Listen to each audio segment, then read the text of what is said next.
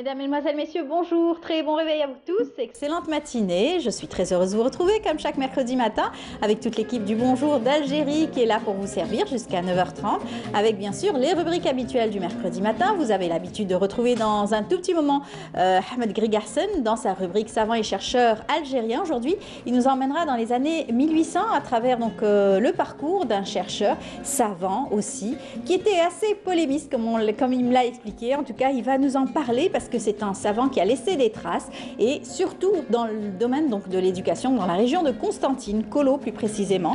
Il s'agit donc de Salah Ben Mhenna. On aura le plaisir de découvrir son parcours tout à l'heure avec Ahmed Grigarsen. Nous allons aussi parler santé, ouvrir une page santé. Nous allons revenir sur la journée mondiale de la thyroïde. Aujourd'hui, beaucoup de personnes souffrent de l'hypothyroïdie ou l'hyperthyroïdie. En tout cas, c'est une pathologie qui est gênante pour la santé de tous. On en parlera avec justement une endocrinologue qui sera sur notre plateau et nous parlerons de tous les symptômes que vous pouvez avoir si vous avez cette pathologie. Nous aurons également à parler éducation avec bien sûr le bac qui se profile. Ça sera donc la semaine prochaine, Inch'Allah, pour tous les bacheliers. Eh bien bon, une start-up a été mise en place déjà. On a eu l'occasion de les recevoir. Une nouvelle génération de ces produits a vu le jour pour aider les bacheliers à se préparer, aider les lycéens bien sûr à se préparer aux examens du baccalauréat. Nous allons en parler avec cette jeune start-up qui a trouvé des solutions en tout cas pour réviser en ligne, réviser et trouver des solutions à des sujets d'examen. Et puis, Imad Lahouri, comme chaque mercredi matin, il est là parmi nous. Cette fois-ci, il va nous donner aussi des applications mobiles et logiciels de montage photo et vidéo. On va se régaler aujourd'hui à travers, bien sûr, des différents montages. Il va tout nous expliquer à travers sa rubrique Les Internets. Et puis, Lilia Bnasser nous donnera quelques lignes à ne pas rater de l'agenda culturel. Et on terminera l'émission avec un beau spectacle qui se profile aussi. Ça sera jeudi à la salle Ibn Khaldoun. C'est un beau spectacle avec le président de l'association Cordoba d'Alger, avec Najib Kateb, qui sera sur notre plateau pour nous en parler en détail. Voilà, restez avec nous. On va tout de suite s'enquérir des nouvelles du ciel avec Faria Chir.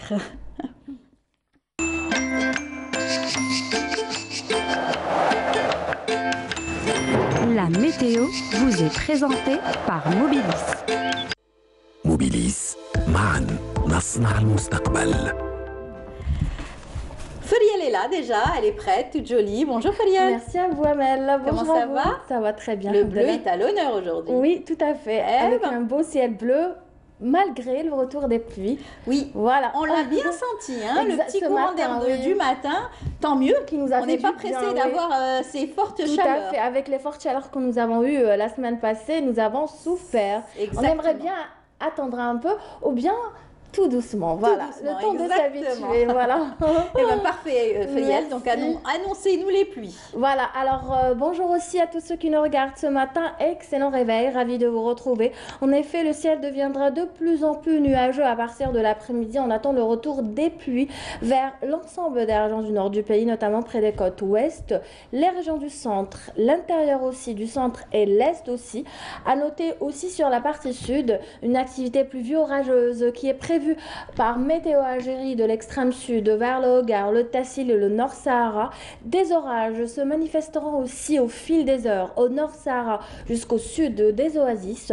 À signaler aussi quelques soulèvements de sable au sud-ouest, le Nord Sahara, et le soleil s'imposera aujourd'hui vers le sud-ouest. Les températures, les voici, elles seront en baisse, les maximales surtout vers le nord par rapport à celles enregistrées ces derniers jours. Elles vont baisser sensiblement vers l'intérieur surtout. Il fera 23 à Relizane, à Oran aussi, à Alger affichera 21, même chose pour Tizi Ouzou, 24 Sétif, 26 à Naba Skikda, 28 à Betna. Au sud, c'est vers le Sahara central qu'il fera le plus chaud aujourd'hui avec 43 degrés à Adrar et Salah, 33 Béchar, entre 41 et 42 au Sahara central, 38 à Tindouf, 39 Ilizi, 37 Hassim Saoud ou Ledjelal aussi, et enfin 35 à Janet. Place à présent à l'état de la mer. Pour aujourd'hui, nous aurons une mer agitée avec des vents parfois assez forts qui varient entre 30 et 50 km/h au centre, entre 30 et 40 km/h à l'est et enfin, même chose pour l'ouest. Avant de nous quitter, place ce matin à l'Europe. Aujourd'hui en Europe, le temps sera mitigé. Il y aura du soleil mais aussi des pluies accompagnées de températures en baisse par endroits avec 18 degrés à Londres sous la pluie, 21 à Vienne, un ciel passagèrement nuageux à Berlin avec 22 degrés, 12 à Moscou. Le soleil en revanche s'imposera à Paris, à Rome, à Istanbul, à Madrid, Lisbonne, côté température 26 pour Lisbonne, 21 à Paris, 31 à Rome, c'est le maximum, et enfin 26 à Istanbul. Je vous remercie pour votre attention. Donc, si vous apprêtez à sortir, prenez votre parapluie et puis une petite veste puisqu'il fait un peu frais par rapport à ces derniers jours. À tout à l'heure.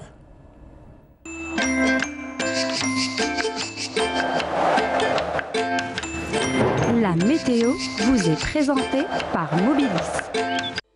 موبيليس معا نصنع المستقبل. Vraiment, c'est vrai, hein, une baisse sensible, comme vous l'avez dit, sur Alger. 10 à 20 degrés par endroit, c'est pas rien, voilà. Exactement, on l'a bien senti, ce petit courant d'air du matin. En tout cas, tant mieux, hein, on n'est pas pressé, comme on l'a dit. Même donc à Londres, c'est vrai que 18 degrés. Oui, bon, eux, par contre, ils ont l'habitude. Ils ont l'habitude de cette température, exactement. En Italie, par contre, 31 degrés. 31, donc c'est quand même, il fait chaud quand même. Voilà, c'est de saison, on va dire. Tout à fait. Voilà, pour un pays méditerranéen, c'est normal, voilà. tout comme nous. Eh bien, ça va osciller, tout comme ça, tout le mois de mai, fin mai et juin, n'est-ce pas? On va devoir s'habituer. Oui. Donc, et puis, on a la chance d'avoir les 4 saisons par moment. On va dire les 3 saisons, parce que la neige, on ne l'en voit pas souvent. Voilà, tout à fait. Donc, comme vous l'avez si bien dit, faites attention, prenez votre parapluie. Si vous n'aimez pas vous mouiller, en tout cas, évitez donc de l'oublier. Merci, Falia. Je vous en prie. Excellente journée. À vous aussi. Voilà, on va vous laisser repartir avec une belle chanson. Un grand monsieur de la chanson oranaise, une prestance, un charisme, c'est Ahmed Wahbi qui chante Faites les fêtes. On se retrouve juste après.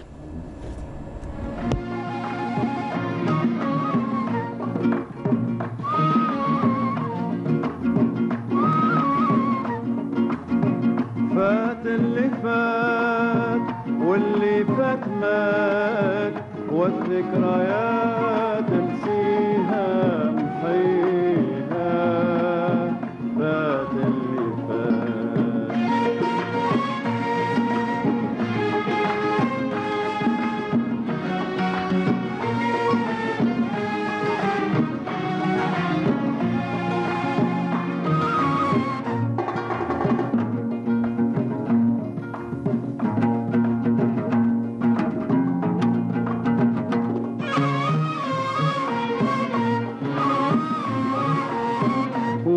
من فايدة لما نذكر هي بعيدة أحلام الصغر فات اللي فات واش من فايدة لما نذكر هي بعيدة أحلام الصغر فات اللي فات ذيك الملقى بجنب البير ذيك الملقى بجنب البير ذيك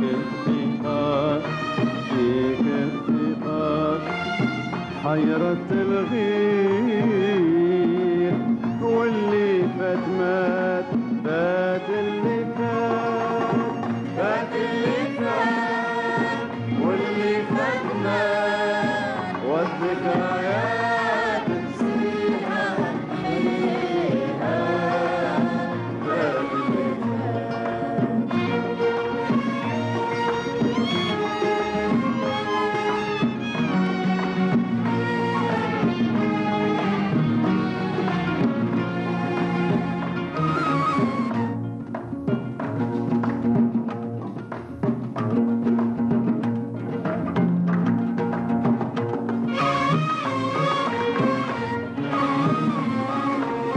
اليد باليد تحت الأشجار الخد على الخد بعاد على الانظار وقتهم رفت اليد باليد تحت الاشجار الخد على الخد بعاد على الانظار وقتهم رفت كل النجوم حسبناها كل النجوم حسبناها كان فكرنا يحوم كان فكرنا يحوم في وسع سماها والماضي مات فات اللي فات فات اللي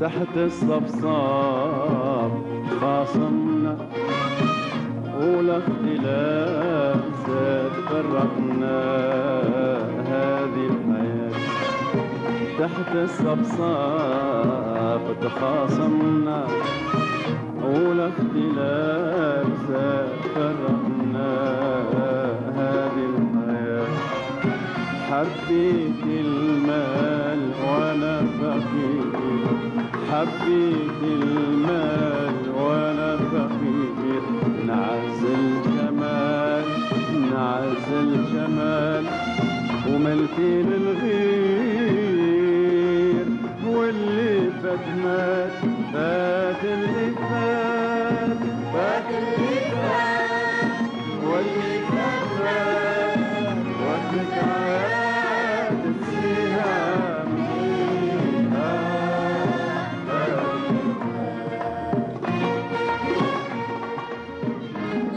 Ahmed Wahbi, qui a laissé en tout cas un patrimoine musical.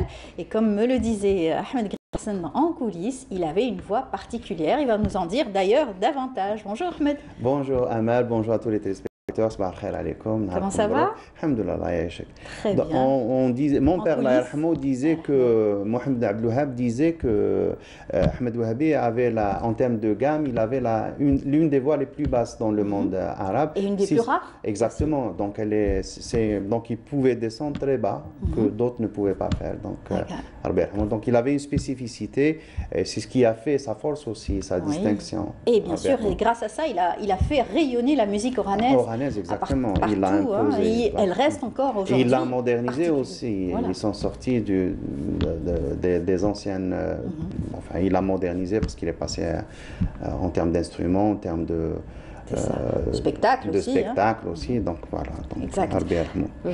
Alors on va parler aussi de différentes activités. Vous avez donc animé la semaine dernière, mercredi dernier, une rencontre à la Bibliothèque nationale sur la préservation des manuscrits. Exactement. L'importance des manuscrits. Organisé par la bibliothèque elle-même. Donc pour souligner, donc il y avait en présence, il y avait bien sûr il y avait des journalistes, il y avait aussi plein d'acteurs du secteur culturel, des représentants de musées, d'institutions. Et c'était très important, donc il y avait plusieurs participants de différents domaines. Donc, et chacun a essayé de jeter un peu de lumière sur l'importance des manuscrits, comment organiser la classification des manuscrits, l'importance de la numérisation. Donc, moi, j'avais fait une petite contribution. J'ai parlé de... le titre était tout simple. Qu'est-ce qu'on perdait en perdant un document? Qu'est-ce qu'on perdait en termes d'histoire? C'est un pan de l'histoire. Exactement, qui s'en va. Donc c'est très important. Et j'ai donné l'exemple des manuscrits de Mouloud al-Hafidi. Donc c'est un astronome. Donc jusqu'à 2006, ces documents, ces manuscrits, ces œuvres étaient données pour perdues. Oui. Et quand on les a découverts, quand on a découvert son travail, on a vu que le gars, c'était pas l'astronomie classique. Donc, il a vraiment contribué, il l'a modernisé. Et c'est très important. Donc, le document dit plus qu'on peut imaginer. Tout à fait. Et vous, en tant que chercheur, vous avez été donc très contente d'avoir ces documents entre les mains. Exactement. Ça a contribué, encore une fois, de continuer la recherche donc de nos chercheurs, nos aïeux, etc. Donc, tant mieux. Ça, c'était une petite parenthèse pour voir que les activités sont nombreuses en marge, bien sûr, de votre rubrique. Comme on le dit, chaque mercredi, vous avez rendez-vous avec les savants et chercheurs. Aujourd'hui, un autre chercheur, un autre savant, vous me disiez pas des moindres, puisqu'il a contribué aussi à l'émergence du savoir dans la région donc, de Constantine, bien avant Ibn Badis d'ailleurs. Oui, c'est une génération qui a annoncé la venue d'Ibn Badis. Donc, c'est des génies qu'on ne connaît pas, qu'on n'arrive pas à mesurer, mais maintenant, grâce aux travaux de chercheurs, d'universitaires aussi. Donc, petit à petit, on commence à découvrir leurs œuvres, leurs contributions, leur travail, donc, et surtout leur abnégation, parce qu'ils l'ont fait dans des conditions très difficiles. Voilà, contrariantes.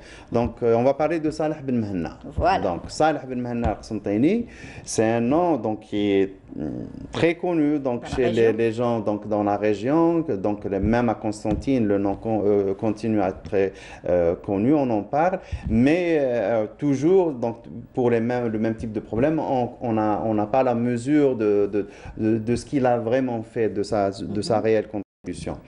Donc, c'est un bonhomme très spécifique, très particulier. Donc, il a étudié chez lui, il est né de la région de Karkara, donc c'est la région de Qol.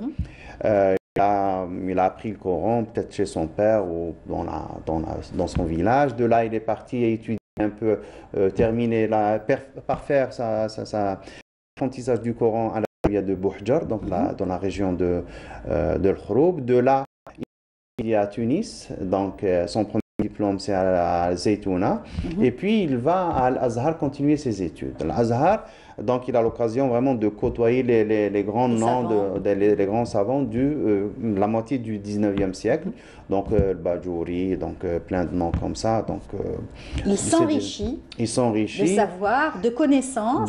Et puis il voyage. Il voyage partout, en Égypte, il va à Gaza, il va à Quds, donc il fait son pèlerinage aussi.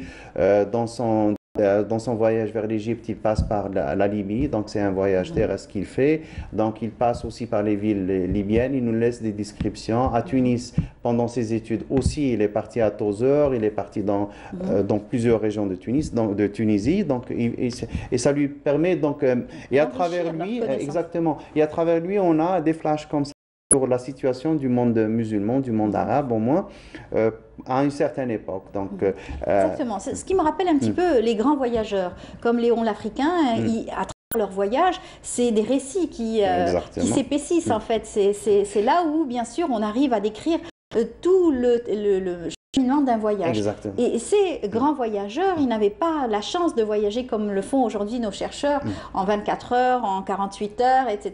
Des voyages qui se font aussi rapidement. Ils peinaient pour aller d'un lieu, d'un A à un point B. Exactement. Et c'est aussi un avantage parce que donc bien sûr, ça prenait beaucoup de temps, mais aussi de connaître les gens, de vivre, de rester, bien sûr, de rester dans une ville parce que des fois, quand ils arrivent à une ville, il y a une tempête qui arrive, ils ne peuvent pas sortir, ils sont obligés de revenir à la ville. Des fois, ils sont obligés de revenir au port, donc ils s'installent dans la ville. Qu'est-ce qu'il fait? C'est un savant, donc il va automatiquement à une médecin ou à une mosquée pour continuer, pour des échanges, pour apprendre. Puis il demande les ijazas, s'il s'intéresse à la poésie, il cherche les poètes. Il consigne les noms des poètes, des savants, des fuqaha, donc le temps aussi de copier quelques livres. Et c'était aussi le moyen de déplacement des manuscrits, parce que tout le monde se déplaçait avec les hommes. Donc, on est en train de voir tour à tour quelques photos que vous avez rapportées. Ça, c'est l'entrée de la Zawiya al-Hansaliya. C'est l'un des lieux où Cheikh Ben Mehenna a enseigné à Constantine. Donc, c'est des photos prises de Facebook ou du net. Je remercie les gens qui les mettent, qui contribuent. Ça, c'est une réédition de l'un de ses livres, Hulul Kalam fi Wasfi Khayr al-Anam. Il a été réédité pense à l'occasion de la célébration de Constantine, capitale de la culture. Donc, il y a un autre aussi qui a été édité. Il a produit quelque chose comme une quarantaine de livres, mais rares sont les livres qui ont été publiés. Donc, de son vivant, il a publié moins d'une dizaine. Ça, c'est Kitab Fath al-Rahman al-Rahim, Fath al-Rahim al-Rahman, bi Sharh Nasihat al-Ikhwan. Justement, ça, c'est une des preuves qui montre qu'il est Hansali. Donc, ça, c'est le Mawlid du Nabi alayhi salam. Donc, les gens savent qu'à l'occasion du Mouloud, dans toutes les zawiyas, ils lisaient des documents particuliers donc, qui rapportaient la sira du Rasul. Et Cheikh Hanna a quand même édité plusieurs livres de Mouloud, 5 ou 6, et c'est l'un des manuscrits, c'est l'un des rares que j'ai trouvé sur le net. C'est une copie, quelques pages d'une copie manuscrite. Donc, ça vous donne un peu l'étendue du travail. Donc, vous allez me poser la question. Donc, il a travaillé dans tout. Tout. Et comme je vous l'ai dit, je vous ai posé la question, il est spécialisé en quoi? Vous m'avez dit que c'était un savant. Un savant. Il aimait faire la recherche sur l'astronomie, sur l'islam, sur la société. L'astronomie, je n'ai pas de preuves. Je ne sais pas, je n'abuserai pas. Donc, mais plutôt tafsir, fiqh, sira, tarikh, tarajim. Donc, il a travaillé pratiquement. Et puis, il était très critique vis-à-vis de la société. Donc, on peut dire que l'un des précurseurs du islah. Mais il était aussi spirituel, c'était la vie de tous les savants, de tous les Algériens. Ils avaient cette partie. Donc, il n'a pas renié, l'islah n'a pas renié en lui la partie spirituelle. Donc, il est resté soufi. Il était Hansali, il était Chadouli. On peut dire qu'il était sociologue, hein, oui, de son époque. Oui, il était aussi polémique. Il y a plein de polémiques dans la société constantinoise. Quand même, la société constantinoise à l'époque, c'était une société bien assise dans ses lauriers. Donc, il y avait les grandes familles, il y avait les familles de savoir, qui avaient leurs zawiyas, qui avaient leurs mosquées, qui avaient... il est venu bousculer un petit peu. Et il a mis la main dans la fourmilière, donc il a provoqué, il a remué tout le monde. Et les échos c'est des échos internationaux parce que c'est parti très loin. Oui. Mais quand je ne sais pas, ça c'est le dernier livre qui a été publié, donc où on trouve publié 3 de ses œuvres. Oui. Quand on lit les œuvres, c'est un homme très pondéré. C'est un homme très pondéré, donc tout ce qu'il met noir sur blanc, il le met avec preuve. Oui. Donc, il revient toujours aux sources. Et il est très carré. Donc, même quand il rapporte quelque chose, il donne aussi ses références. Donc, il dit, et il le dit, ce que je rapporte là, c'est pas mon opinion, c'est l'opinion de tel et de tel. Et aussi, ce qui est extraordinaire, c'est que c'est la diversité de ses sources. Donc il lit donc, les anciens et les modernes. Et justement, il avait une très grande bibliothèque qu'il a dû rapporter avec lui d'Égypte. Elle a été aussi séquestrée par l'autorité coloniale à cause de ces polémiques et tout ce... Et il faisait peur. Oui, parce que je ne sais pas. Parce qu'il a touché il a bousculé les choses. Et ce qui est extraordinaire, c'est que c'est vraiment fabuleux parce que quand il a été, il y a eu une enquête sur lui, sur tout ce qui se passait. Donc il a eu une inspection. Les autorités coloniales sont venues le voir. Qu'est-ce que vous êtes en train de raconter? Donc il lui pose des questions, il donne ses réponses et cerise sur le gâteau, il publie ses réponses. Il est publié à Alger, donc il édite un livre, il est titré comme ça, mes réponses aux questions posées par les autorités françaises. Donc voilà, puisqu'ils m'ont posé comme question, voilà mes réponses. Donc c'est la transparence totale. Donc il ne cache rien, il dit ouvertement. Il n'avait pas peur, donc il était très sûr de lui. Et il avait une bonne cuvée d'élèves. Donc il y avait le Bstanji, il y avait des gens qui sont devenus des savants après lui. Par la suite. Et donc voilà, donc, ça nous donne un peu une aperçu de l'atmosphère, voilà, premièrement du personnage, et puis l'atmosphère où est né Ben Badis, parce que quand Salih Ben Mhenna s'est installé à Constantine en 1887, il fallait attendre 2 ans pour que Ben Badis naisse en 1889. Et donc, quand il est mort, Salih Ben Mhenna en 1910, donc Ben Badis était déjà formé. Voilà. Donc, c'est un peu l'atmosphère où à baigner Ben Badis Oui. et ou à baigner l'Islah, les origines du Islah algérien. Donc dire que Ben Badis il est venu comme ça ex nihilo, c'est pas vrai parce qu'il y avait déjà des précurseurs. Saleh Ben Mhenna, avant lui, il y avait l'installation de Cheikh Abdelkader Medjawi avec tout ce qu'il a, la poussée qu'il a fait, comment il a boosté la société constantinoise. Il y avait les élèves de Medjawi, le Bourouni, il y avait bien sûr Hamdan Ounessi, il y avait le Mouloud Ben Des Mouhou. chercheurs qui sont allés chercher Voilà, le savoir tout ça, donc, ailleurs et qui ont rapporté, ils l'ont bien sûr installé dans la région voilà, de exactement. Constantine, Donc par tout exemple. ça, ça nous donne un peu une idée de ce des intérêts des uns et des autres, des polémiques, des sujets d'actualité qu'il y avait. Donc, et puis, donc, tout ça, on voit que ça s'étendait jusqu'à Biskra, jusqu'à Meliana, Au-delà de nos frontières. au-delà, exactement, au-delà des frontières algériennes. Donc, donc, il y avait plein de voyageurs, il y avait des publications qui étaient faites à cause de toutes ces questions qui Bien étaient sûr, posées. ça a créé le débat, hein, Exactement. forcément,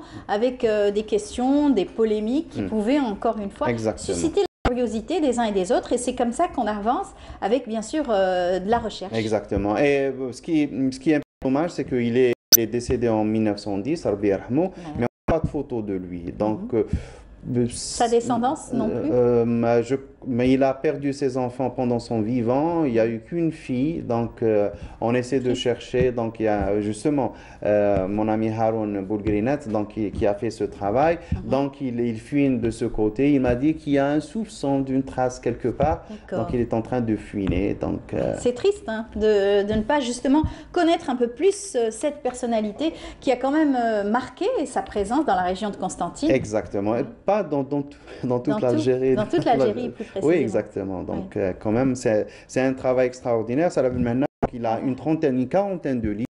Donc, certains ont fait date. Donc, surtout son édition critique de Rihla al-Wartilaniya.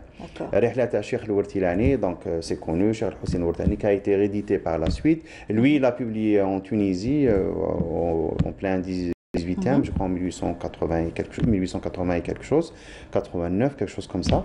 Mais il a aussi des notes. Donc, en aparté. On va présenter le deuxième livre, exactement. Oui. C'est l'un des plus anciens. C'est la première biographie qui a été faite sur Saleh Ben Mhenna, faite par l'avocat Slimane Said. C'est un gars qui a fait beaucoup pour le patrimoine algérien. Ce livre a été publié en 1983. Il a fallu attendre 2020 pour voir l'apparition d'une nouvelle biographie avec de nouveaux textes sur Cheikh Saleh Ben Mhenna. Très bien, parfait. Voilà. Eh bien, merci beaucoup pour cette présentation, Ahmed Grigassen. Donc, on a eu le plaisir d'avoir aujourd'hui tout le parcours de Saleh Ben Mhenna, un grand monsieur en tout cas qui a laissé des écrits, il a laissé aussi beaucoup d'informations à tous ces savants qui lui ont succédé. Voilà, c'est le mot que j'ai cherché. Merci beaucoup, Ahmed. Donc, à la semaine prochaine. Bon week-end et bon week-end à vous et bon courage. On continue. On va retrouver donc dans un tout petit moment, on va ouvrir une page santé, mais avant, je vous invite à suivre ces images.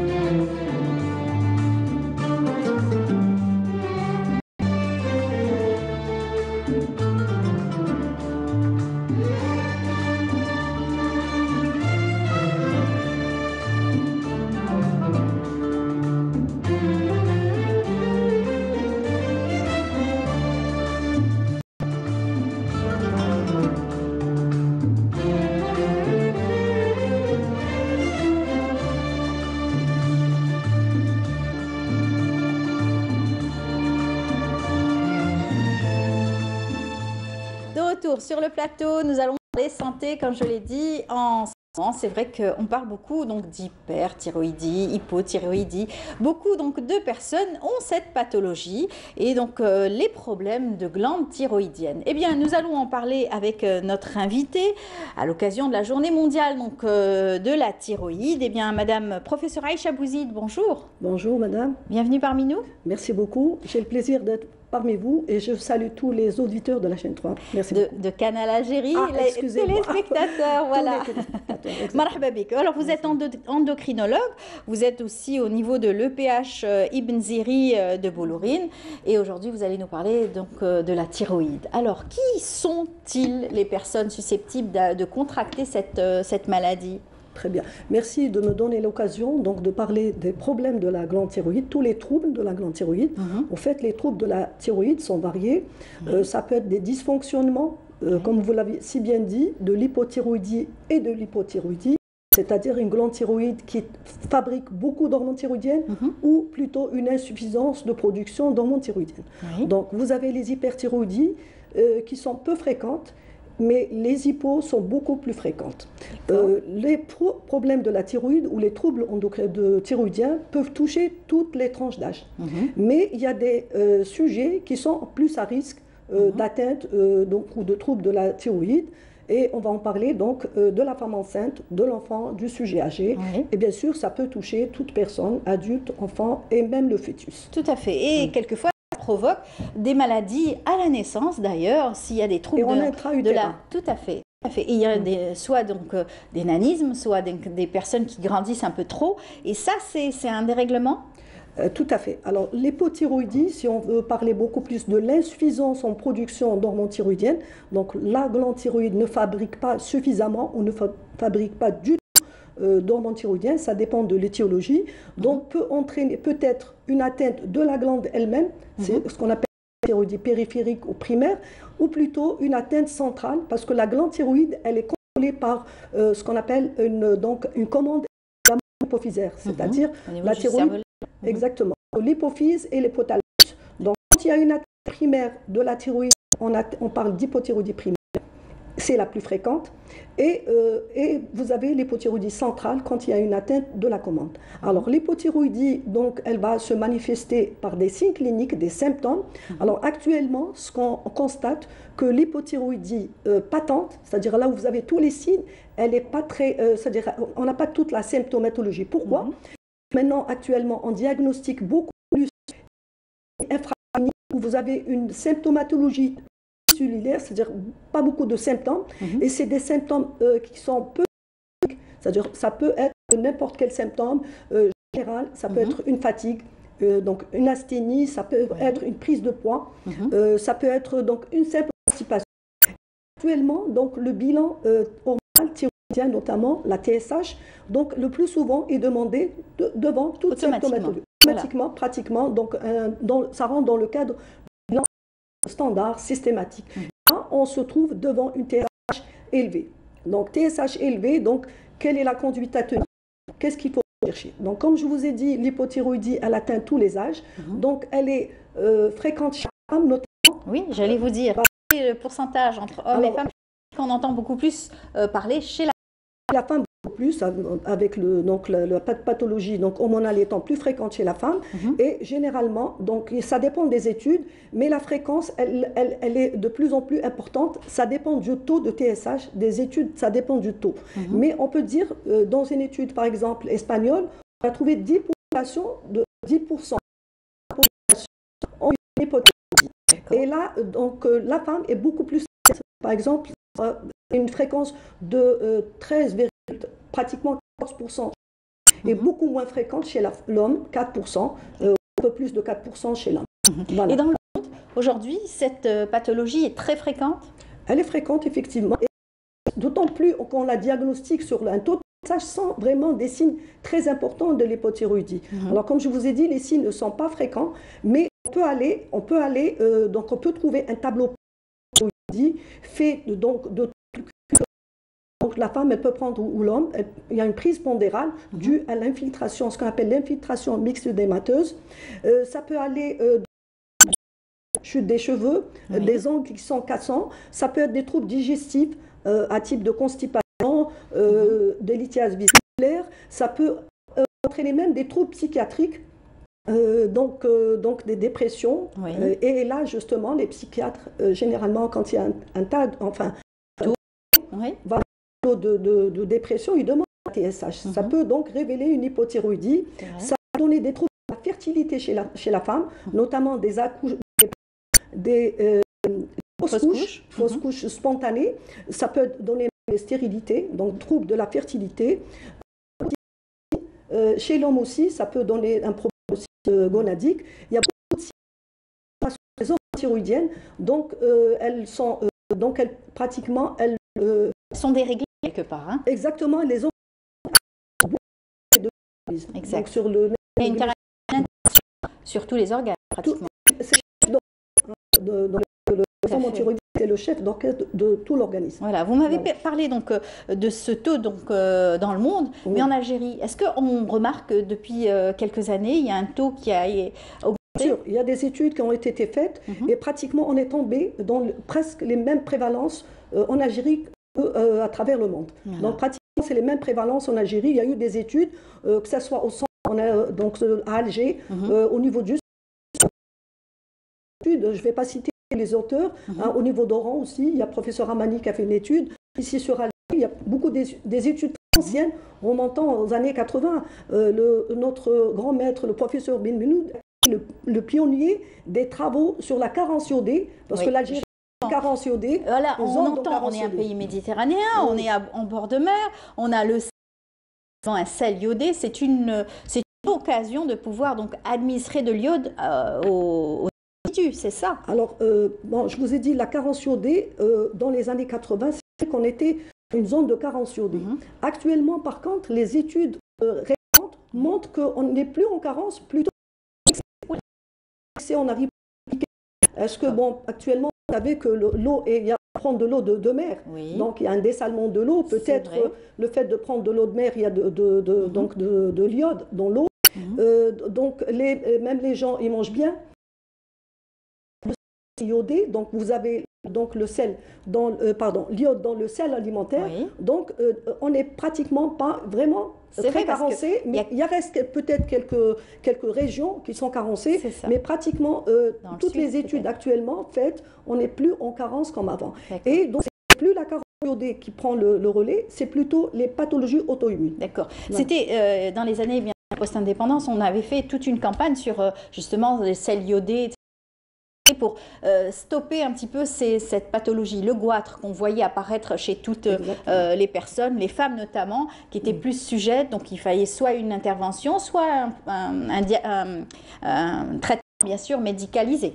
Donc aujourd'hui, ça a changé, vous me disiez que nous avons là, actuellement, le mode de vie meilleur. Donc le sel il est disponible dans l'alimentation, et donc on n'est plus en carence iodée, sauf certains endroits. Mais cela dit qu'il faut toujours une évaluation et des traitements prophylactiques, et notamment la prophylaxie iodée, donc il faut la maintenir, il faut garder quand même. Il faut des études pour évaluer la fréquence et donc de la carence.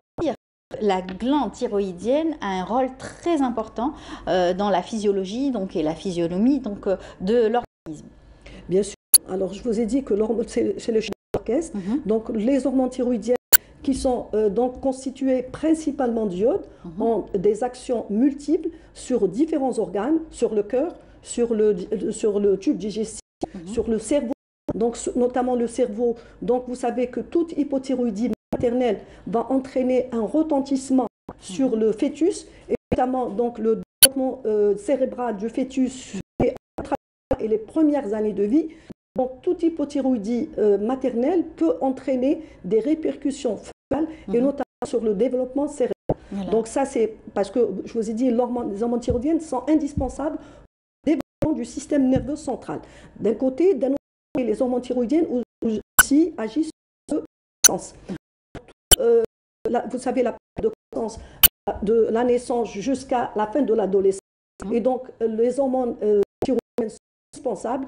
Comme vous l'avez dit en introduction, toute insuffisance ou carence en hormones thyroïdiennes va entraîner une croissance, bien dit. Nanisme.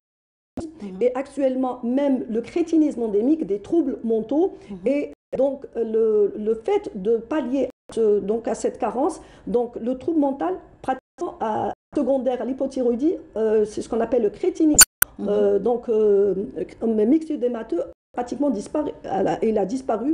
Et on ne voit plus les conséquences qu'on avait vues dans les années 80, 70, etc. On a vu des cas aussi dans le monde où c'était aussi des records, des personnes les plus grandes, etc. Ça aussi, c'est un trouble donc, de l'hormone.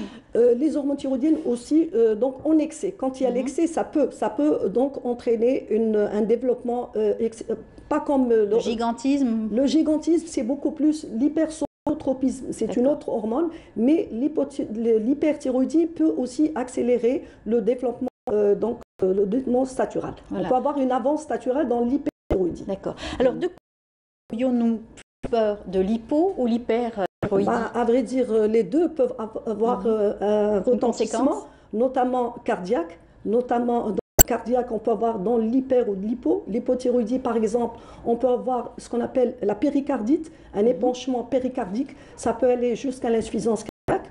Donc, voilà. Et l'hyperthyroïdie peut aussi entraîner des répercussions cardiaques. C'est ce qu'on appelle la cardiothéréose. Donc là aussi, on peut aussi avoir une insuffisance cardiaque, des troubles coronariens. Même l'hypothyroïdie peut entraîner et même démasquer une insuffisance coronarienne. Donc la coronarienne est fréquente, notamment chez le sujet âgé. D'accord. Alors aujourd'hui, on doit aller bien sûr chez son endocrinologue, va stabiliser tout cela avec un traitement, avec une chirurgie, quelquefois si c'est un goitre qui est un peu trop apparent. Alors pour le traitement, donc l'hypothyroïdie, le traitement est simple, donc c'est un traitement substitutif. Il y a une carence, il faut substituer la carence. Vous donnez un traitement. À vie. Pratiquement, oui, bien sûr. C'est une hypothyroïdie, sauf les hypothyroïdies transitoires, on a besoin donc à un certain moment et peut-être il faut une évaluation après. Mais l'hypothyroïdie primaire définitive, c'est un traitement à vie. Bien sûr, il faut prendre le traitement. Maintenant, si l'hypothyroïdie est associée à un gros goitre, les goitres anciens qu'on voyait et qui sont compressifs, il faut dans ce cas opérer. Le plus souvent, c'est un petit goitre au fil du temps, parce qu'on a une thyroïdite peut donner un tableau au départ d'hypertrophie. Ensuite, le goitre va s'atrophier avec le temps. On n'a pas besoin d'opérer. C'est un petit goitre. Très bien. Donc, on n'a pas besoin, c'est juste le traitement médical à vie, comme vous l'avez très bien dit. Voilà. Alors, le traitement médical, des fois, il peut avoir des conséquences. C'est le sujet âgé et coronarien. Ça peut démasquer une insuffisance coronarienne. Et là, le traitement, il faut aller doucement. Il faut donner le traitement à faible dose et l'augmenter progressivement en fonction de la tolérance de la personne. Et surveiller, bien sûr. Il faut avec son cardio. Un suivi à vie pratiquement, le cardio et l'endocrino. Bien sûr. Voilà. Et généralement, les problèmes cardiaques, franchement péricardique, ça régresse avec le traitement. Ça peut rentrer dans l'ordre après. Si maintenant il y a une décompensation cardiaque, bien sûr, là il faut le traitement de l'insuffisance cardiaque. Le cardiologue, et donc il doit prendre en charge en même temps le patient. Tout à fait. C'est quand même une pathologie très gênante pour l'individu et surtout, même avec la prise du traitement, il faut toujours surveiller, il faut aussi s'adapter à cette maladie. Pas vraiment très très gênant. Il faut plutôt éduquer le patient parce que sans traitement, il va. Quand on leur explique le traitement, c'est un traitement simple. C'est comme vous voyez la femme qui prend sa pilule tous les jours. C'est un traitement très simple. Si on voit les conséquences, on explique bien les conséquences. Un patient bien éduqué, il va prendre sans problème son traitement. C'est une prise quotidienne par jour. Il faut qu'il soit qu'il prenne son traitement tous les jours à la même heure, de préférence à jeun. Et puis c'est pas un traitement vraiment, c'est-à-dire contraignant. C'est vrai que, mais quand on habitue, c'est très simple. Les malades ne disent que ça pose pas de problème, il suffit. Mais il y a certains qui sont mal disciplinés, qui prennent pas correctement, et là, elles vont venir nous voir parce que disent j'ai des problèmes cardiaques, etc. Donc une prise irrégulière, le malade, il est tout à fait bien réglé. C'est comme tout patient qui prend un traitement pour l'hypertension, pour le diabète. Très bien. C'est pas tout à fait compliqué. Donc il faut quand même à un certain âge faire un dépistage. Si vous n'avez pas forcément de problème, vous allez faire une prise de sang et là des dépistages surtout pour la femme enceinte. Oui. Donc la femme enceinte, elle est suivie bien sûr par les gynécologues, les sages-femmes. Il faut automatiquement demander un bilan avant la conception, notamment les patients qui ont des problèmes thyroïdiens, soit elles, soit quand il y a des pathologies thyroïdiennes auto-immunes dans la famille. Donc ces femmes, donc ces femmes à risque, il faut demander une TSH avant la conception. Pendant la conception, les premiers temps de la grossesse, parce que je vous ai expliqué que la grossesse, durant la grossesse, premier trimestre, le fœtus, il n'a pas donc d'hormones. Donc il va y avoir un passage d'hormones thyroïdiennes de la mère, il y a un transfert transplacentaire de la mère vers le fœtus. Et si la mère a un problème donc, de thyroïde, toute carence chez la mère, ça va retentir notamment sur le développement donc cérébral. Et donc une femme enceinte, elle devrait avoir une TSH qui doit être, surtout le premier trimestre, inférieur à 2,5. Si elle dépasse 2,5, c'est là où il y a le risque de fausse couche, d'anomalie chez le fœtus. Et donc là, automatiquement, il faut la demander avant la conception, pendant. Si toute anomalie, il faut confier le patient à un endocrinologue pour le suivi et donc de la patiente. Très bien. Merci pour toutes ces informations, pour cette journée mondiale de la thyroïde. C'est vrai que c'est important d'informer. Important aussi de poser le diagnostic très tôt et pour essayer de prendre en charge cette maladie avec quelques autres maladies qui sont en parallèle. Merci, professeur. Je rappelle, vous êtes donc professeur Aïcha Bouzid, médecin endocrinologue. Vous êtes au niveau de l'EPH Ibn Ziri de Boulogne. Très bientôt. Merci beaucoup. Bonne journée. Bonne journée. Bravo donc d'être avec vous. Notre émission. Tout de suite à suivre ce salon, le salon de la formation professionnelle. Ça s'est passé hier. On se retrouve après. Le salon national de la formation supérieure des droits à l'occasion de sa 15e édition. Une occasion pour unir les organismes de formation avec les professionnels et les de formation. Il faut oublier qu'on a une entreprise qui sort du monde de le challenge pour nous déjà de réaliser le salon. Aujourd'hui, le défi c'est ça déjà, c'est déjà de pouvoir regrouper les écoles de formation présentes, regrouper ces gens-là en relation avec des entreprises pour qu'elles puissent elles-mêmes et puis être qu'elles ont des... Déjà ça en soi c'est un sacré challenge pour nous. C'est des clubs à l'âge. Le concept de vous servir et pour former c'est-à-dire les sortants de l'enseignement supérieur ou c'est-à-dire au point d'obtenir leur diplôme pour former sur soft skills. Donc dans le cadre de la fait étar c'est-à-dire l'étudiant le marketing de soi. Du B à en passant par les ressources humaines, plusieurs formations sont proposées aux étudiants présents en force lors de salon.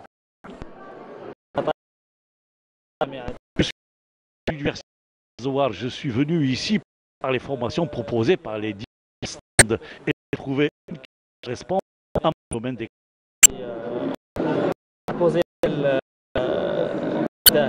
procédé du fait de salon éventuellement des qui vont nous permettre de compléter la formation l'étude يقرب له l'étudiant يقرب la vie professionnelle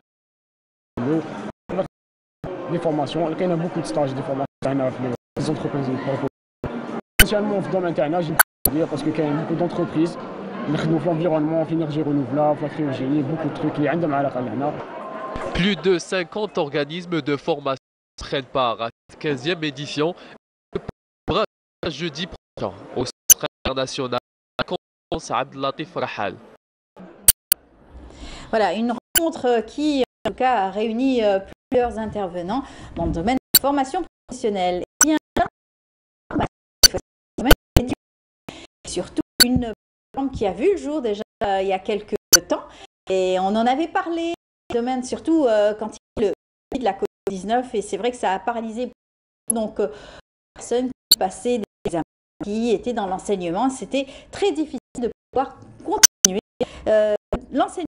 Il y a une plateforme à jour et nous son cofondateur. Il s'agit de Brahim Dihili. Bonjour. Bonjour à vous. Bienvenue parmi nous. Merci de m'avoir invité. C'est le cofondateur de la plateforme Zidni. Absolument. C'est une plateforme donc de l'éducation qui met en place, en tout cas, des outils nécessaires pour l'apprentissage et surtout aujourd'hui à la veille du bac. Absolument. Alors, vous étiez venu l'année dernière pour en parler. C'est vrai que c'était très important. Nous étions encore en pleine pandémie et c'était très difficile de pouvoir aller vers son professeur, etc., prendre des cours tout à fait normalement en classe. Et cette plateforme est arrivée à point nommé pour essayer donc de se substituer un petit peu à l'éducation et en tout cas aux cours en présentiel. Oui, bon, ça vient répondre à une problématique chez l'élève, c'est de pouvoir s'exercer, pratiquer. Parce qu'à l'école, si on veut résumer l'école, on apprend. Là où on pratique, on s'exerce, différents scénarios, différents cas d'études. Ça vaut pour les arts martiaux, pour l'apprentissage des langues, aussi pour les scénarios académiques. C'est par la plateforme qu'on a essayé de reconstituer l'ensemble des scénarios, donc d'apprentissage, de tests et d'examens, à travers des simulateurs d'examen autocorrigés qui permettent pour toutes les matières, ça vaut pour toutes les spécialités, qui permettent donc permet le simulateur à l'élève de revenir sur ces points, les points faibles, les points dans lesquels il est moins bien préparé, afin de remettre une couche supplémentaire de préparation. Donc, assimiler et bien sûr s'exercer. Alors c'est ce qui est formidable, c'est l'évolution, l'évaluation des compétences, travailler sur ça, essayer donc de faire, de refaire, etc. Et on trouve tout sur votre plateforme. Aujourd'hui, une plateforme qui a été aussi mise au goût du jour, donc vous avez encore une fois travaillé sur une deuxième génération donc, de cette plateforme. Qu'est-ce que vous avez apporté d'ailleurs? En fait, de la première génération à la deuxième génération, j'ai pris conscience que l'évaluation n'a pas encore sa place dans le système éducatif parce que l'élève prend tout le temps avec les enseignants qui sont excellents à apprendre tout l'apport théorique, mais ils n'ont pas assez de temps pour s'exercer. Les examens sont extrêmement espacés, donc entre les devoirs, les examens, ça revient à demander des bilans de santé extrêmement espacés pour un patient. C'est la même chose, c'est pour ça qu'on a pensé à mettre en place des solutions digitales qui permettent à l'élève, tout comme à l'enseignant, donc de tester l'élève de manière continue, que ce soit l'évaluation diagnostique, l'évaluation formative, l'évaluation certificative, afin de détecter durant le parcours scolaire tous les points faibles, tous les angles morts de l'enseignant pour remettre une couche supplémentaire d'appui scolaire, mais aussi de détecter aussi les perles rares. Cela permet aussi à la fois à l'enseignant, mais aussi aux parents de suivre de plus près le progrès et les progrès pédagogiques de leurs élèves ou de leurs enfants. Voilà. Alors, toutes les matières sont bien sûr mises en ligne et on a des professeurs, on peut donc poser des questions, on peut avoir donc plusieurs sujets, s'exercer comme vous le dites, et travailler sur le temps qui est très important quand on a un examen du bac. Absolument. Donc, si on peut décortiquer un examen, c'est une épreuve dans laquelle on se fait tester sur 3 niveaux. Donc, le niveau des connaissances, le niveau de la capacité d'analyse et le niveau de la capacité de gestion du temps. C'est-à-dire parfois, même si le sujet est notre portée, mais malheureusement, c'est la gestion du temps. Et ben, les 3 aspects, on a essayé de les prendre en charge dans la plateforme, afin de justement, plus on pratique, plus on arrive à maîtriser et notre angle mort, mais aussi notre capacité à gérer l'examen. Donc au-delà aussi de la partie apprentissage, test des connaissances, aussi la plateforme a été déployée, elle est en cours de déploiement pour l'apprentissage et le test des compétences dans des scénarios professionnels, c'est-à-dire pour ceux qui désirent passer des certificats, des examens certification professionnelle dans l'apprentissage des langues, dans l'acquisition des certifications qui sont reconnues dans le monde, donc pas mal d'exemples qui sont... Des examens qu'on demande à l'étranger, par exemple. Dans l'apprentissage des langues. Et on va petit à petit aussi déployer cela pour les classes prépa au niveau des universités, pour essayer d'aider les élèves à mieux préparer, à mieux mesurer leur niveau de préparation à ces examens-là. Vous auriez pu être présent sur le salon de la formation professionnelle, sauf que vous êtes très occupé avec bien sûr les examens du baccalauréat et bien sûr toutes ces différentes matières que vous mettez en service pour permettre à ces jeunes lycéens de s'exercer et de travailler. Alors on est en train de voir d'ailleurs quelques pages de votre plateforme qu'on peut sur le digital digital, bien sûr, sur Absolument. le net. Ce que vous êtes en train de voir ici, c'est un petit peu le tableau de bord de suivi de l'évolution pédagogique, ce qui permet, paraît-il, ça intéresse beaucoup les parents d'élèves, parce que dans cette période-là, la communication entre les parents est difficile, est tendue. Est très tendue, mais à travers le tableau de bord qu'on offre aux parents d'élèves et aux élèves, ça permet de suivre leur progrès par matière, mais aussi par chapitre de cours, parce que notre plateforme donne des recommandations de révision par chapitre de cours, mais aussi elle donne la possibilité, une fois qu'on passe l'ensemble des examens, une simulation de la moyenne du bac qui peut évoluer, bien sûr, en fonction des résultats qu'on obtient au fur et à mesure. Tout à fait. Vous avez combien d'enseignants? Alors, nous avons, pour chaque matière, nous avons 2 enseignants en général. Pourquoi? Parce qu'il y a un enseignant qui est chargé de faire des lives. Donc puisqu'en général, on fait au jour d'aujourd'hui, à partir d'aujourd'hui, et ça va jusqu'au bac, on organise des sessions de bac en ligne, des bacs blancs, c'est-à-dire on publie les sujets le matin, l'après-midi, la correction, et on fait suivre ça par un live de correction pour un petit peu donner à l'élève les meilleures méthodologies de réponse, quels sont les pièges à éviter. Donc nous avons des enseignants qui assurent des lives, et nous avons aussi des enseignants qui assurent l'insertion du contenu des sujets d'examen dans la plateforme, et qui font aussi la revue qualité dans l'examen.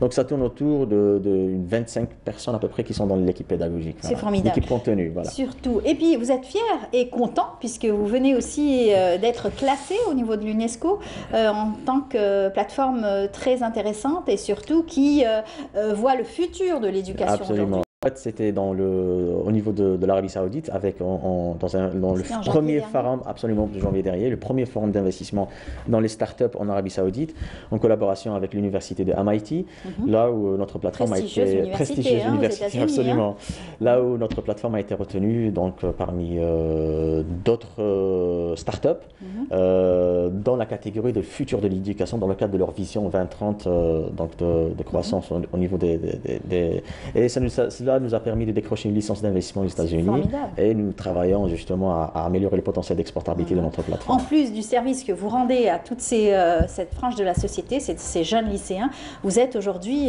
leader presque dans cette nouveauté dans l'éducation, l'enseignement dans l'éducation, que ce soit en Algérie ou même à l'étranger. On travaille très dur pour ça, notamment dans la partie... nous n'avons pas de concurrents directs dans la partie évaluation, puisque nous sommes complémentaires avec les autres solutions de e-learning. Nous, on se place dans la partie évaluation, puisque c'est la partie qu'on a identifiée comme étant qui pose un certain nombre de soucis pour les élèves et pour les parents d'élèves au niveau de l'école. Et pour cela, nous essayons de travailler, nous investissons très ardemment pour essayer. Vous êtes une belle équipe en tout cas. Merci. Alors vous êtes sur plusieurs niveaux, vous l'avez dit. Alors vous faites le B2B, vous faites B2G, c'est ça, et puis un autre B2B2C et B2C. C'est quoi tout ça? Alors le B2C, c'est business to customer, c'est-à-dire on commercialise nos solutions directement auprès des consommateurs finaux, c'est-à-dire les élèves, les parents d'élèves, mais aussi on préfère aussi solliciter les écoles, donc le B2B2C, business to customer, parce que c'est eux qui connaissent mieux les parents d'élèves, c'est eux qui connaissent mieux les élèves, donc besoin, afin d'essayer de leur proposer ce genre de solutions. Et on est en train de travailler aussi pour essayer de proposer cela au gouvernement, donc le système éducatif, parce qu'on a considéré que au niveau de notre start-up, on peut contribuer à améliorer le classement de l'Algérie dans le classement de l'UNESCO de la qualité enseignants, notamment dans la partie doter les enseignants en outils digitaux, ne serait-ce que pour soulager un petit peu les enseignants de la corvée des corrections, soulager aussi C'est une nouveauté qui se fait ailleurs d'ailleurs, et pourquoi pas chez nous, absolument, encore une fois. Absolument. Donc, au niveau des universités, c'est déployé parce que les universitaires déjà sont dotés de smartphones, donc déjà le device il est là, et donc l'enseignant peut juste leur donner à scanner une adresse, un code QR pour directement s'exercer, soit préparer, donc organiser la révision, soit directement faire les tests de manière récurrente, pour leur éviter un petit peu toute la fatigue des longues nuits de correction, des week-ends gâchés dans la correction. Voilà. Exactement. C'est en tout cas le futur de l'éducation, le futur de l'enseignement. Vous disiez que vous êtes aussi dans la formation, donc même évaluer ses compétences, encore une fois, pour essayer, même si vous êtes un particulier, vous travaillez dans une entreprise, vous voulez accéder à une autre formation, c'est possible d'accéder à certains diplômes Absolument, des certifications professionnelles qui sont demandées dans le marché du travail pour ceux qui s'adressent, pour ceux qui sont soit en reconversion professionnelle, soit qui cherchent une reconnaissance officielle pour leur expérience déjà capitalisée dans leur vie professionnelle. C'est un modèle anglo-saxon, donc l'exemple des certifications de PMP, de Lean Six Sigma, de CCNA, c'est des certifications qui sont reconnues et très recherchées dans le monde professionnel. Et très espacé, très cher, donc, et on leur donne la possibilité, on est en train de préparer, s'exercer surtout. Absolument, de mieux préparer le passage de ces examens-là. Et différents scénarios sont en cours de préparation dans cette partie-là. Voilà. On a vu des startups défiler sur nos plateaux où c'était bien sûr dans l'éducation, au niveau des QCM aussi, universitaires, ce fameux, bien sûr, Résidana que tous les étudiants en médecine préparent. Il y a eu aussi, voilà, tout à fait, Siamois, vous connaissez bien informé aussi sur toutes les plateformes qui existent aujourd'hui pour faciliter l'apprentissage, faciliter aussi de trouver des sujets, pour permettre à tout ce monde de travailler dans de très bonnes conditions. C'est un petit peu ça notre objectif. Et en fait, on part du principe que tout un chacun a un smartphone. Donc, même dans les pays les plus isolés, tout un chacun, tout adolescent a un smartphone. On s'est dit pourquoi ne pas ramener nos solutions, les placer dans ces smartphones-là afin de bénéficier des. En plus, on le fait parce qu'on sait très bien que la façon la plus efficace dans l'apprentissage, c'est la manière ludique. Donc, on apprend en jouant, on apprend en s'amusant, on apprend dans une ambiance de concurrence avec l'autre. Alors là, c'est le bac, c'est J-7, on va dire. Voilà, on va presque dire moins 17, voilà. Ouais, 17. Oui, c'est vrai, j'avais dit la semaine prochaine. Je me suis trompée.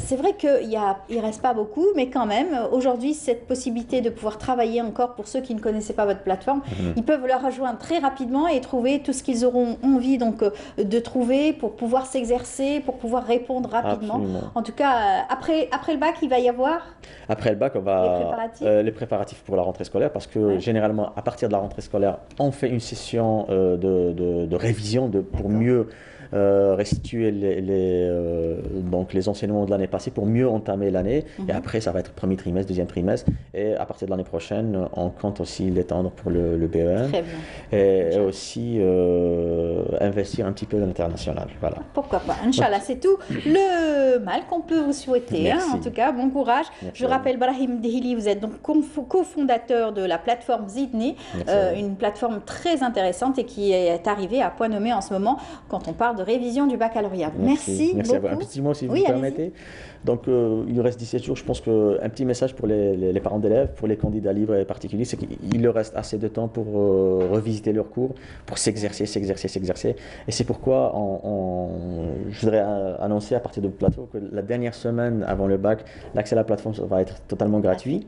Et pour ceux qui sont pressés, les parents qui sont chanceux d'assister, enfin qui nous suivent aujourd'hui, ils peuvent utiliser le code Bonjour Algérie pour bénéficier de 50% de remise d'accès à la plateforme. Pas mal, vous nous faites de la pub aussi en même temps. Merci en tout cas. Bravo pour ce que vous faites. Bon courage. Et puis à très très bientôt. Inch'Allah. Une belle place pour l'éducation grâce à votre plateforme.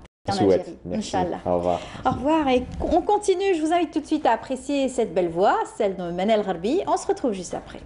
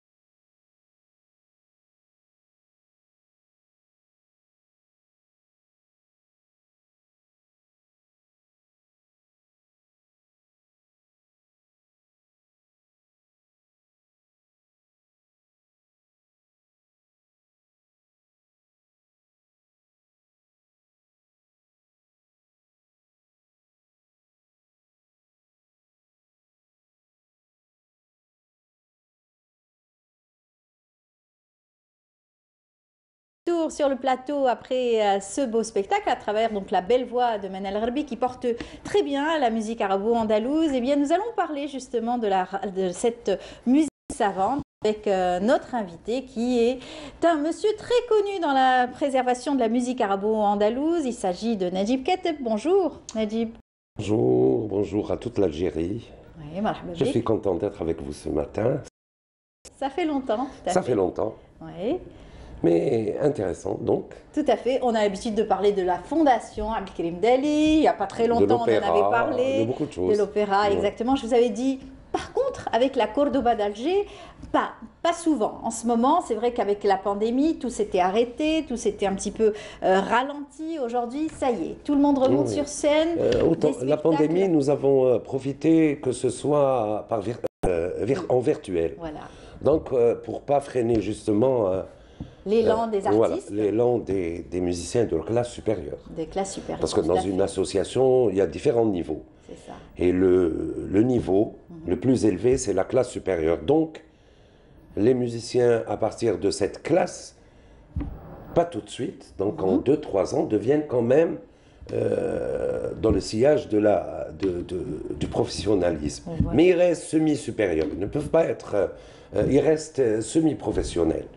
On devient professionnel du moment où on prend d'autres chemins. Voilà. Voilà. Soit en adhérant à l'opéra, soit en adhérant à des orchestres professionnels, soit en étant soi-même soliste professionnel. C'est ce qu'a fait, donc, de toute façon, la majorité des artistes de la Cordoba d'Alger qui ont aussi rejoint les spectacles de l'opéra, qui ont rejoint bien sûr la fondation Abdelkrim Dali pour ces spectacles. Aussi, d'autres musiciens des autres associations ou des solistes, donc interprètes. Ainsi est faite la vie. Il faut former et que cette formation porte ses fruits. Exactement, c'est ce que vous faites à longueur d'année d'ailleurs. Alors, on a essayé donc de donner votre savoir, encadrer pour avoir une belle relève encore. Exactement, parce que si on laisse stagnant, la musique stagnante et l'esprit sans ouverture. Donc, il faut regarder à droite et à gauche, s'ouvrir au spectacle du monde musulman, puisque notre musique est propre à nous, le maghrébin ou l'Orient. Nous partons sur les bases orientales, nous partons sur les bases du monde musulman. Donc, la musique andalouse classique, il faudrait s'ouvrir sur les grands festivals du monde musulman, même européen, et essayer de donner un nouveau souffle pour pouvoir donner, au public quelque chose de nouveau, quelque chose de frais, de beau, même en étant dans le traditionnel et dans le classique. Donc ça forge la nouvelle génération, qu'ils aient l'esprit ouvert et inventif, qu'ils ne restent pas stagnants dans la nouba académique classique. Et voilà. C'est ce que j'essaye de faire, parce que la nouba académique classique est faite pour les festivals Sanaa, ou celui du Malouf, ou celui de Tlemcen, mais le reste, il faudrait qu'il y ait une façon de transmettre par des spectacles bien étudiés, pour que cette musique soit encore plus demandée. Exactement. Voilà. C'est ce qu'on veut. Et à l'occasion, bien sûr, le prix Abdelkrim Dali, on a encore une fois découvert des talents, on a encore une fois découvert des jeunes qui avaient quand même quelques années de travail, de sérieux, etc. Voilà, pour pouvoir obtenir une place quand même. C'est pas simple. Mais ça ne veut pas dire qu'arriver à faire une scène accompagnée d'un orchestre et de concourir, que c'est bon.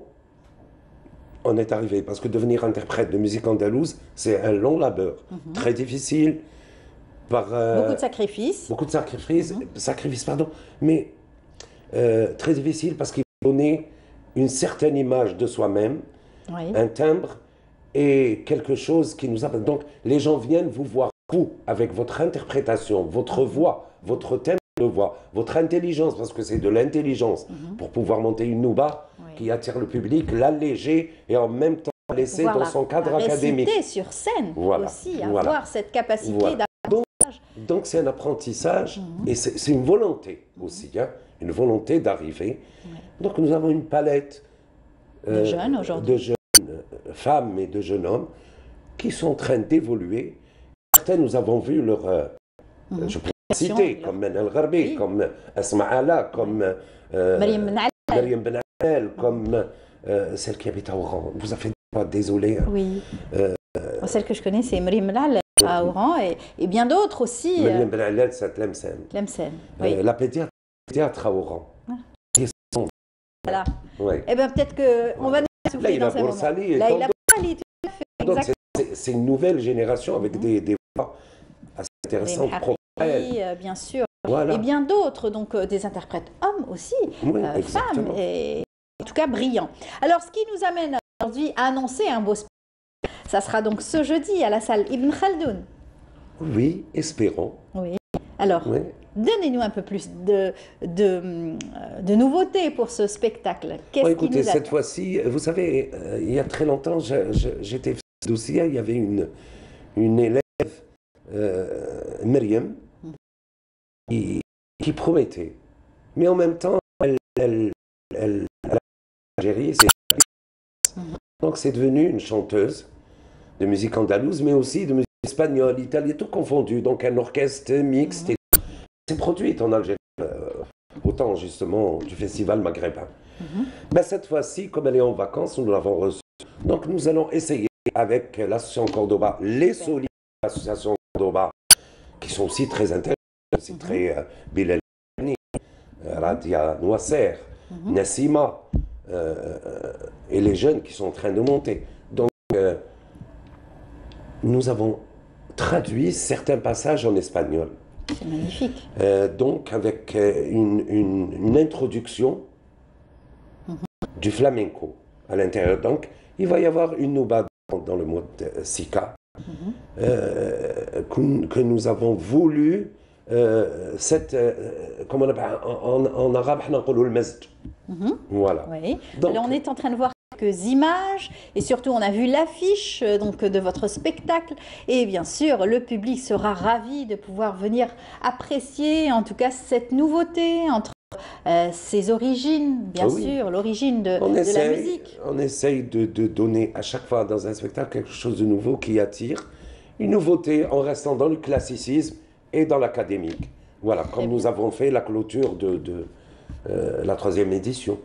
J'ai voulu associer le conte et la danse c'était avec magnifique toute une palette d'artistes qui sont chers au public avec notre Mme Kenouch, qui faisait partie de ce spectacle. En tout cas, une nouveauté dans le domaine donc, de la mise en scène aussi et du spectacle musical. Je viens de me rappeler du nom, Nesrine Ranim. Ah oui. Parce que je la salue, c'est une personne que j'admire, que j'aime beaucoup. Donc c'était pour moi de ne pas se rappeler le nom. Tout à fait, tout à fait. Nous sommes le matin. Voilà, et c'est difficile. Nous sommes le matin et c'est On a tous quelques petits soucis avec les noms et surtout la mémoire. Donc CM Kenouch, c'est quelqu'un d'important pour moi. Parce que nous avons une très belle entente. Et quand nous décidons de faire un spectacle, les idées se rejoignent. Et comment dire, et nous arrivons nous avons au but voulu, voilà, d'une manière très artistique. Voilà, donc c'est une dame que je salue pour son, comment dire, elle est là, sa passion et elle vous apporte un plus. Donc un plus moral. Elle vous soutient. On adore en tout cas son spectacle et ça en tout cas sa passion qui est le conte. Mêlé bien sûr à la musique arabo-andalouse, c'est que un régal des yeux et un régal bien sûr auditif. En tout cas vous serez sur scène avec l'ensemble donc de l'orchestre. Et c'est pas moi qui va diriger cette fois-ci. Hein. Ah d'accord. Je serai sur scène mais j'ai donné la direction à un des musiciens émérites, donc Jamel Qablaj, qui va diriger cette fois-ci. Il faut bien passer de temps en temps le flambeau et moi ça me permet d'apprécier, parce que quand on dirige, on n'apprécie rien. Beaucoup de stress. Beaucoup de stress. Voilà. Là, tiens. Vous êtes parmi je suis parmi eux, voilà. Et vous allez continuer votre passion, qui est la musique. Bien sûr, c'est ça. C'est un choix. Tout à fait. Eh bien, en tout cas, merci beaucoup d'être venu. Je rappelle que le spectacle, ça sera donc demain, jeudi, à partir de 19h, à la salle Ibn Khaldoun. Le spectacle commence à 21h. Ils ont changé la date. Oui. D'accord. Et l'horaire, pardon. Très bien. La date est le 26. Et vous l'avez intitulé comment, le spectacle? On nous a pas demandé d'intituler le spectacle parce que c'est Ara Culture qui organise, c'est Andalousiette d'Alger, donc ils ont déjà le thème. D'accord. Voilà. En tout cas, le spectacle est lancé et rendez-vous est donc est pris. Le rendez-vous est pris à partir de 21 h. Je rappelle, bien sûr, au niveau de la salle Ibn Khaldoun. Merci beaucoup, Nadir C'est moi Kateb. qui vous remercie. À très bientôt. Merci. Allah. Régal, Inch'Allah. Eh bien, on continue. Je vous invite tout de suite à suivre ce reportage signé Saïd Felleh.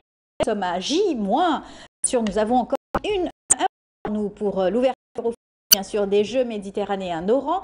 Et Oran est en fête, bien sûr, et en effervescence avec les nouvelles infrastructures et ce village aussi des athlètes qui est mis en place. Alors, on va voir tout de suite le nouveau stade d'Oran, SIG, et on se retrouve juste après.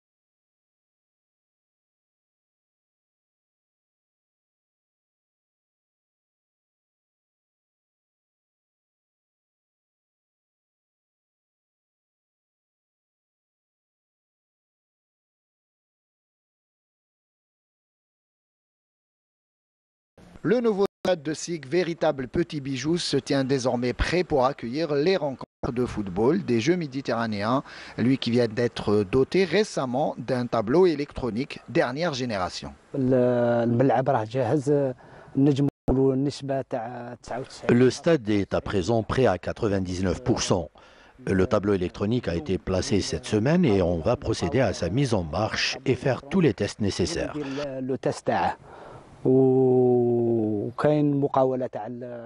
Pour ce qui est de la lumière, les projecteurs seront installés incessamment. La pelouse est également prête à 100%. La personne chargée de son entretien effectue actuellement quelques retouches au niveau du milieu de terrain afin qu'elle soit au top. Ici à SIG,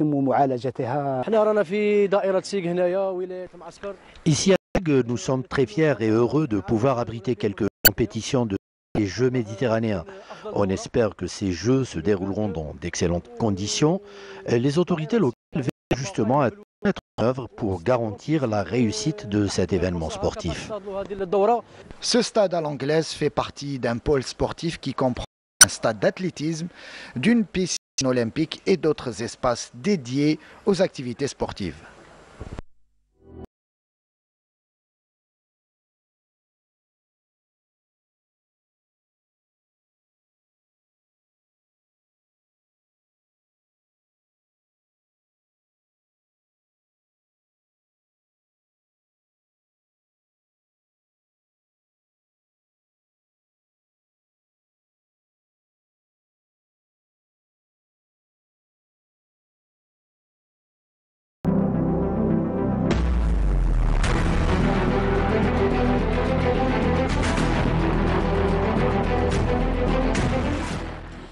Bon courage à tous nos athlètes et Inch'Allah, on en reparlera bien sûr de ces Jeux, bien entendu. Et Lilia aussi nous en parlera probablement des rendez-vous. Il a des parmi nous. Lilia Nassal, bonjour. Bonjour Amel, réveil à tous. L'agenda culturel est prêt? Bien sûr. On dit bonjour à notre ami. Oui. Bonjour Amel. Comment ça va? Ça va? En forme? Super. Elle a froid. Super. Moi j'ai Super Fathers, oui. Ah, c'est un bon... C'est le nom de mon groupe avec Ahmed Bouzid que je salue. D'accord. Mais vous êtes un bon papa aussi. Alors, on va tout de suite commencer avec l'agenda culturel, n'est-ce pas? Donc, plein de rendez-vous à proposer ce matin aux téléspectateurs. On va essayer de faire vite pour qu'elle puisse, bien évidemment... On perd du temps là en disant on va faire vite. Alors, on va aller Parler littérature tout d'abord. Dans la ville de Tizi Ouzou, la deuxième édition du salon du livre Mouloud Mamri se tient actuellement à Tizi, et donc jusqu'au 28 mai, organisé par l'association culturelle Loisirs Jeunes. Des rencontres, débats, des conférences animées par des écrivains, des ateliers de contes et d'écriture, ainsi que des ventes dédicaces sont prévues tout au long de cet événement, de cette manifestation littéraire. Donc c'est dans la région d'Etienne. Du côté d'Oran, une exposition de c'est ouverte, rappelez-vous, au Musée national public Ahmed Zabana, donc dans le cadre de la promotion des Jeux méditerranéens, prévu bientôt dans cette ville, exposition qui vient à l'échelle de la wilaya sous le thème Orsom Wahran. Musique, un événement musical qui débute. Il s'agit d'Andalousiet El Jazair, la 17e édition depuis le 17 et ce jusqu'au 10 juin prochain. Plusieurs troupes de musique andalouse des 4 coins du pays participent à l'événement.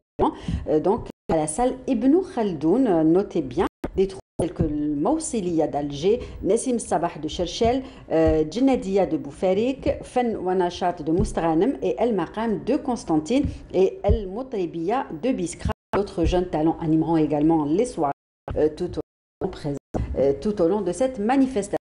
Et enfin, du théâtre, c'est très beaucoup de manifestations de soirées, des après-midi notamment au TNA.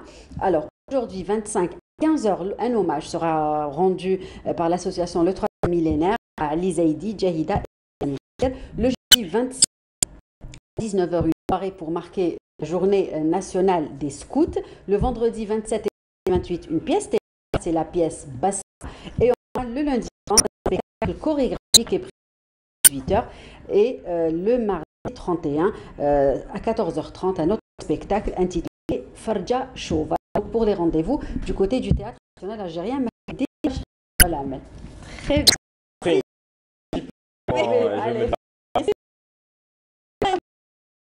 Merci beaucoup. Oui, ensemble. Let's go. Moi aussi, je vais. On avait des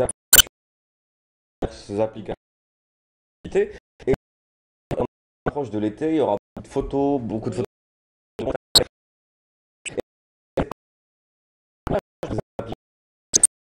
et on ne sait pas quelles applications utiliser qu'on peut trouver sur Google. Et le malheur, c'est que je vais en donner quelques-unes. Non, il y a Adobe. Vous connaissez sûrement la série des applications, des logiciels Adobe. Alors la différence, sur PC, c'est des logiciels et sur c'est des applications. Et pour le vocabulaire. Donc pour nous, on l'appelle Adobe Premiere Clip, c'était son d'avant et c'est devenu maintenant Adobe Rush, qu'on peut tout simplement retrouver les mêmes fonctionnalités que le logiciel qu'on trouve sur ordinateur. Vous pouvez prendre les photos, les vidéos, faire des montages des deux, faire des montages vidéo en même temps. Donc voilà, c'est une image, et voilà, de l'application.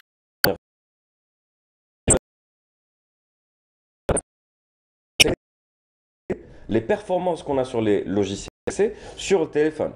Surtout quand on n'a pas un téléphone très performant, c'est compliqué. Et c'est pour ça que ce type d'application, mais ça nécessite de mon smartphone.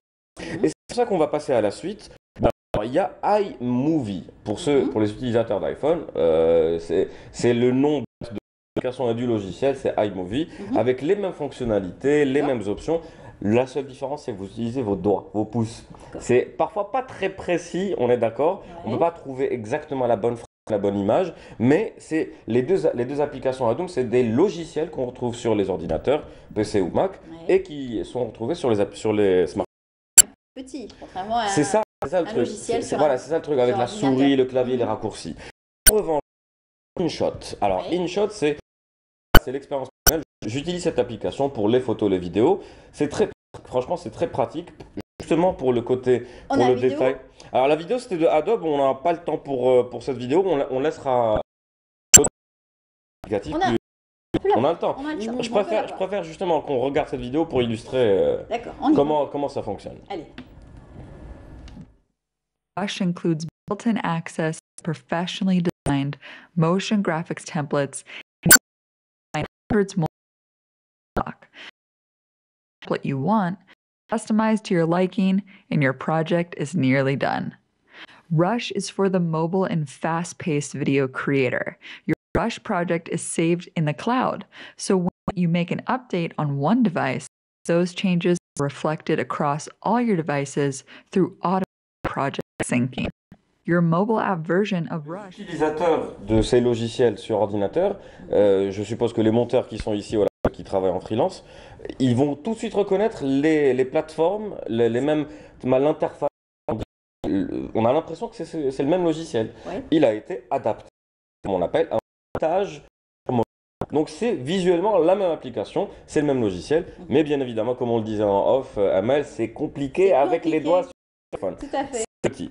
Donc voilà, comme je vous le disais, il y a iMovie, on peut voir voilà, le logo de l'application. Il y a également InShot, c'est l'application que j'utilise. Alors vous pouvez tout simplement entrer sur le site InShot, INCS, pardon, justement, c'est un S, inshot.com, qui va vous guider directement vers les applications, que vous soyez sur un Android ou un OS ou un iPhone.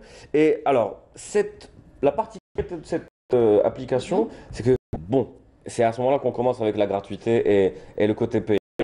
Si vous voulez rester sur le mode gratuit, vous allez avoir des pubs. Oui. Comme pas possible. Comme toujours. Oui, mais c'est ça le souci avec ces applications, c'est que ça, oui, elle est disponible, etc. Alors, déjà, il y a des fonctionnalités qui sont payantes. Donc, vous voulez des transitions très jolies, des effets bien élaborés, il faut payer. Ouais. Mais ça, c'est pas le problème. Le problème, c'est que si vous voulez retirer le nom InShot, parce que dans votre montage de photos de vidéo, il y aura toujours le nom de l'application. Si vous voulez retirer gratuitement, regardez une pub de 30 secondes. Oh là là. Donc, c'est un petit peu ça qui est problématique. Voilà, ça c'est. On passe à la suite. Donc, c'est Power Director. Ça, c'est l'ancien logo pour ceux qui connaissaient cette application. Et il y a un nouveau logo. Donc, ça a été mis à jour pour ceux qui vont. Ça ressemble un petit peu à. On voit le son. Ça ressemble au jeu. La même couleur. Voilà. Voilà. C'est une caméra. On peut comprendre que c'est une caméra, mais on peut comprendre aussi que ça peut. Voilà, on va montrer toutes les données pour pouvoir les exploiter. Voilà, on peut voir ça comme on veut. C'est le même système, c'est le même principe que InShot. C'est gratuit, mais si vous voulez retirer le nom de l'application, il faut payer. Il y a des fonctionnalités qui sont gratuites, mais pas toutes sont disponibles. PixArt. Alors, PixArt, c'est une application dédiée aux photos, aux images. Voilà, et à ne pas confondre avec le nom du studio d'animation Pixar, qui fait des films d'animation. D'ailleurs, j'ai mis les deux logos comme ça, il n'y aura pas la confusion pour ceux qui nous écoutent surtout, parce que le nom PixArt, on rajoute le T pour ne pas faire la confusion avec Pixar Studio. Donc cette application est vraiment dédiée aux photos, avec des effets incroyables. Si on peut juste voir la vidéo avec en même temps, on peut commenter en même temps pour ne pas perdre de temps. Et l'idée est ici, comme vous le voyez. Bon, il y a une partie avant, c'est qu'il y avait un montage. Donc là c'est une photo où ils ont enlevé les contours. Très bien. Enlevé les contours et ils veulent utiliser un effet où ils vont voir en dupliquant, en utilisant deux photos en même temps, vous allez voir le résultat final. C'est assez intéressant et tout ça c'est sur smartphone, Amal. Pas de PC, pas de clavier, pas de souris, pas rien du tout. Et voilà l'effet que ça peut donner. L'effet que ça peut donner en quelques pouces, si je puis dire. Voilà. C'est ce type d'applications qui vont être très utiles, je pense, avec les montages photos à la plage. Il faut bien sûr les glaces. Et les retouches, surtout. Parce que, j'aime pas cet angle, j'aime pas cette photo, j'aime pas cette image. Voilà. C'est intéressant de pouvoir aussi savoir l'utiliser. Mais c'est ça. Bon, c'est pas tout le monde qui peut aussi utiliser aussi facilement. Ça, qu'il y a énormément de tutos. Donc PixArt, justement, sur YouTube, il y a énormément de tutos. Et InShot, je vous en parlais, c'est l'application que j'utilise. C'est carrément une chaîne YouTube des créateurs de InShot YouTube. Et vous avez la chaîne avec énormément de tutos qui expliquent justement par les développeurs, par les professionnels qui font ça, des formations. Vous ne pourrez pas vous parler, mais détails ici. On a les deux dernières. Oui, allez-y. Alors, il y a pareil, KineMaster, c'est exactement le même système que Power Director et InShot. C'est des applications qui vous aident déjà à photo. Vous voulez faire un petit. Voilà, ça c'est le logo de l'application.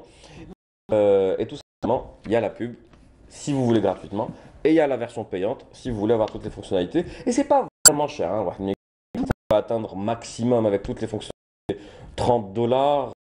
La version premium, forcément, les options. Donc c'est à vous de vous êtes surtout pour les vlogueurs et pour les vidéastes, c'est très intéressant d'avoir des fonctionnalités exploiter au lieu de passer parce que ça prend le temps de transférer les données du téléphone aux ordinateurs. Parfois il n'y a pas le bon câble, ça prend du temps, etc. C'est pour ça qu'il y a des applications. Et celle qui est la plus référencée sur Google, c'est VN Video Editor.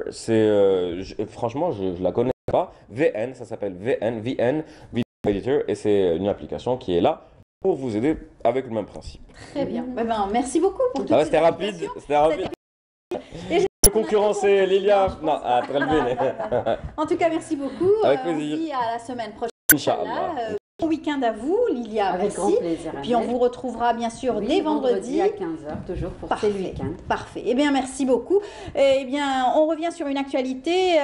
Cette semaine, ce vendredi, nous avions appris le décès d'Ahmed Ben Issa, un grand comédien algérien qui nous a quittés malheureusement encore une fois trop tôt. Avec bien sûr notre aussi comédienne Chefia Boudra, Allah yarhamha également, on la cite. Eh bien, aujourd'hui, le rapatriement donc de la dépouille d'Ahmed Ben Issa, ça sera aujourd'hui, et son enterrement, ça sera donc au niveau donc d'El Alia, du cimetière d'El Alia, après Salat al-Asr. Voilà, c'est toutes les informations qu'on voulait vous donner.